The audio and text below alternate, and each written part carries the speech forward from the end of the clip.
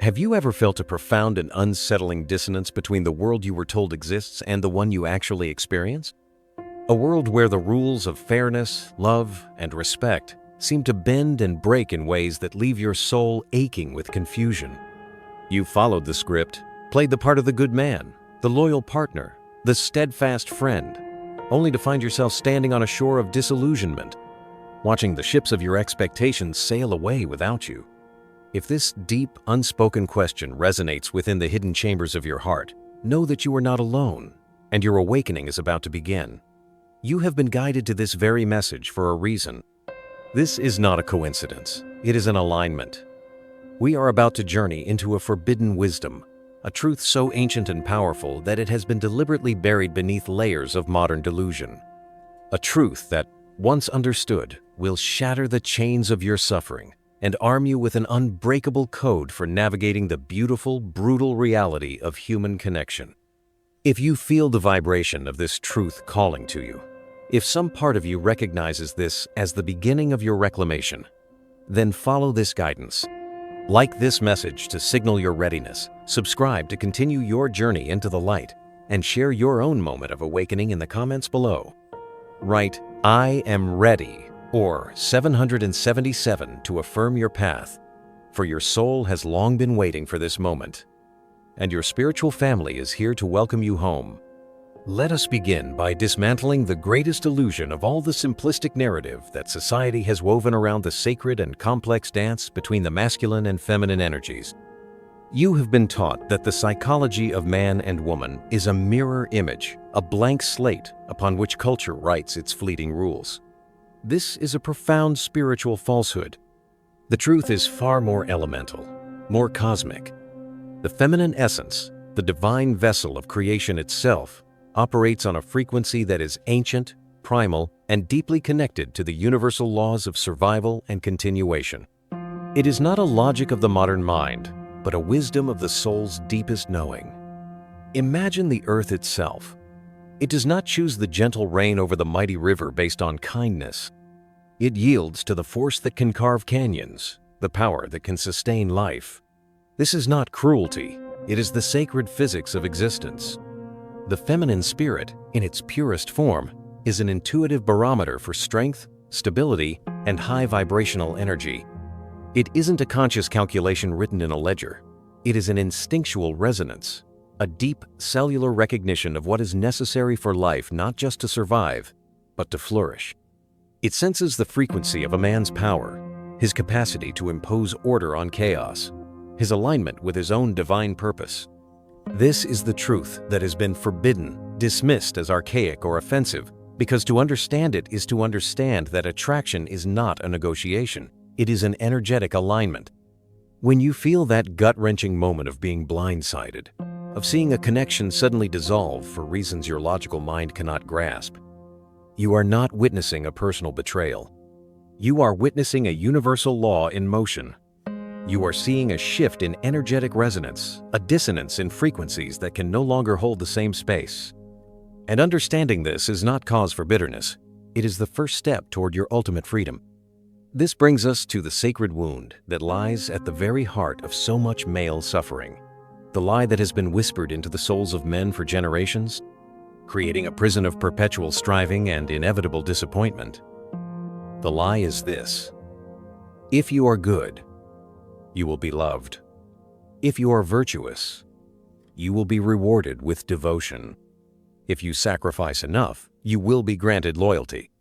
This is the myth of the nice guy, a spiritual contract that is fundamentally flawed because it is built on a foundation of transactional energy, not authentic power. Think of the countless men, perhaps even yourself, who have poured their life force into being agreeable, into accommodating, into swallowing their righteous anger, and dissolving their sacred boundaries in the hope of earning love. They become martyrs to a cause that was never real, sacrificing their own sovereignty on an altar of false promises. And when the devotion they seek is not returned, when their goodness is met with indifference or even contempt, their world shatters. They are left confused, resentful, and spiritually broken, unable to comprehend why the universe has not honored their end of the bargain. But the universe does not operate on bargains. It operates on the law of resonance. Virtue without power, goodness without a spine, kindness without the capacity for righteous force, these are invisible frequencies in the grand cosmic orchestra of attraction. A woman's soul does not crave a servant, it craves a sovereign. It does not seek a man who begs for her approval, but one whose approval of himself is so absolute that it creates its own gravitational field. Consider the timeless archetypes, the stories that whisper truth through the ages. Think of Odysseus, the cunning warrior king. Was his wife, Penelope, loyal for 20 years because he was simply a nice man? No.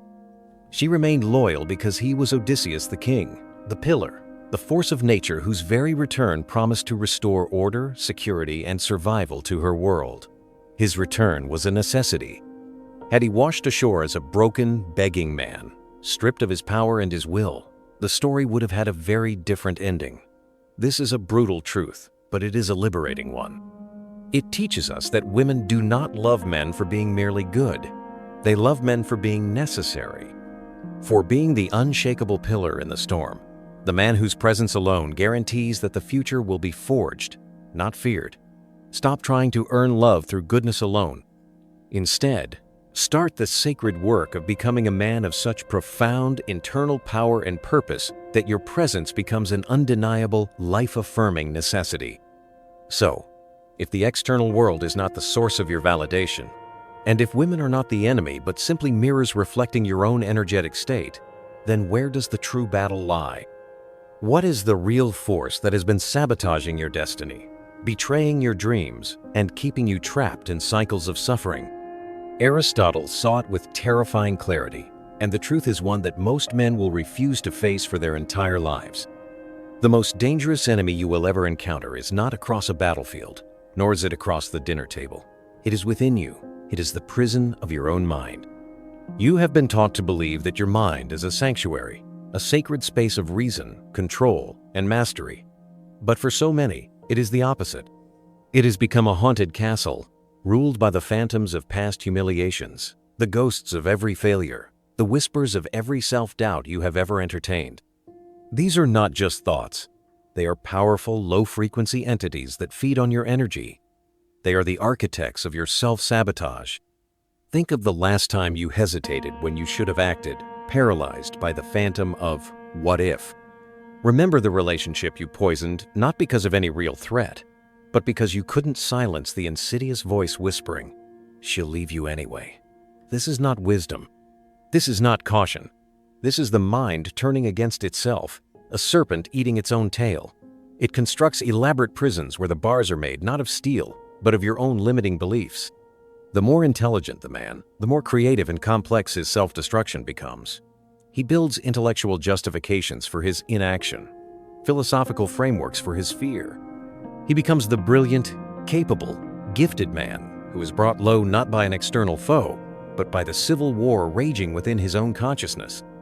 This internal enemy, this collection of energetic parasites, has been methodically dismantling your power for generations, passed down through your lineage.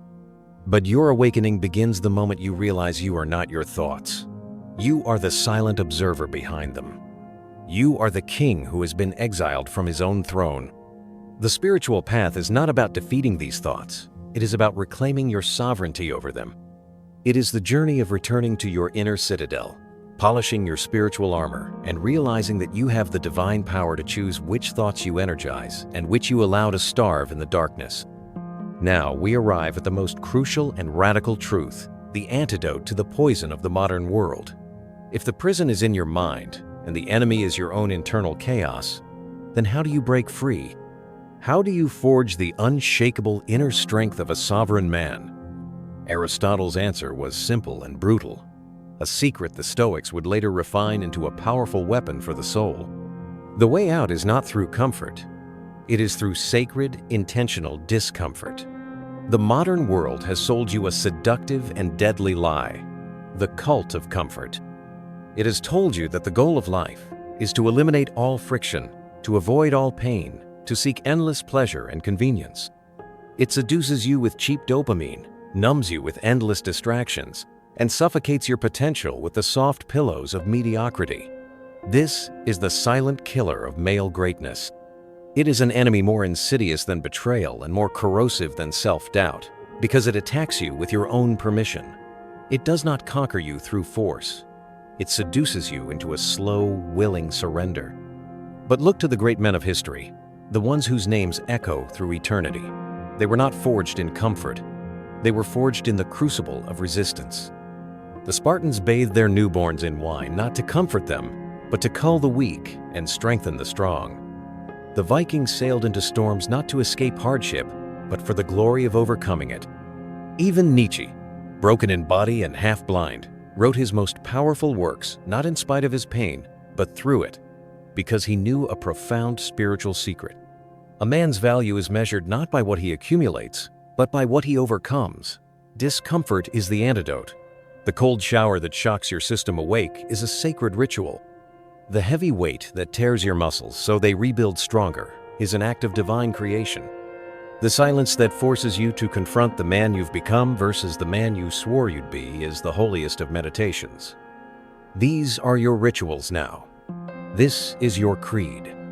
You must understand that the restlessness you feel, the gnawing sense that cheap pleasures can no longer silence the yearning of your soul, is not anxiety. That is your divine potential roaring against the cage of comfort. Your body was designed to hunt, your mind to conquer, your spirit to endure storms, not to scroll, snack, and surrender. Here is the truth no one will tell you. Discomfort is the sacred fire of alchemy. It is the force that burns away the impurities, the weakness, the self-doubt, and forges what remains into the unbreakable steel of a sovereign soul. Stop running from hardship. Turn and face it. Embrace it as your greatest teacher, your most profound spiritual tool.